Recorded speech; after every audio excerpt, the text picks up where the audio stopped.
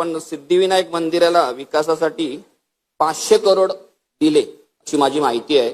सिद्धिविनायक मंदिर आम्हा सर्वांचं आराध्य दैवत आहे, आपल्या सगळ्यांचं आराध्य दैवत आहे, त्याबद्दल कोणाचं दुमत नाहीये.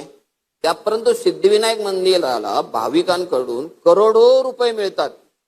मी राहतो तिथे, मला माहिती आहे. जेव्हा सिद्धिविनायक मंदिर असं छोटंसं होतं ना, तिथे बाजूला एक नळ होता, आम्ही समोर त्या ग्राउंडवर खेळायला जायचो आणि तिथे हातपाय धुवायला जायचो. तेव्हापासून मी सिद्धिविनायकाचा भक्त आहे, मला माहिती आहे. नंतर ते काय वाढत गेलं, कसं वाढत गेलं सगळ्यांना माहिती आहे. परंतु त्या मंदिराकडे स्वतःचे करोडो रुपये असताना जे मंदिर अन्य संस्थांना करोडो रुपयाची देणगी देतं, त्या मंदिराला आपण 500 करोड का दिले? कशासाठी दिले? शिवशोभीकरणासाठी. कसलं शिवशोभीकरण?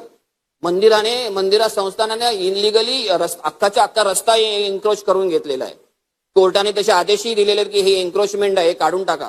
पण ठीक आहे, भाविकांच्या भावनेखातर आपण ते काढत नाही आहोत. त्यापेक्षा मंदिराने आजूबाजूच्या परिसरातल्या इमारतीतली जी लोक आहेत त्यांना कन्व्हिन्स करावं, त्यांना चांगल्या ठिकाणी कुठे शिवाजी पार्क सारख्या ठिकाणी चांगली घरं द्यावीत, त्यांची घरं विकत घ्यावीत आणि त्यांचा परिसर जो आहे मंदिराचा तो मोठा करावा.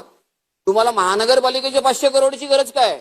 मला वाटतं प्रशासनाने यावर मला थोडंसं, हा जी काही पैशाची उधळपट्टी चाललेली आहे याच्यावर थोडंसं मला विश्लेषण करून सभागृहाला सांगावं.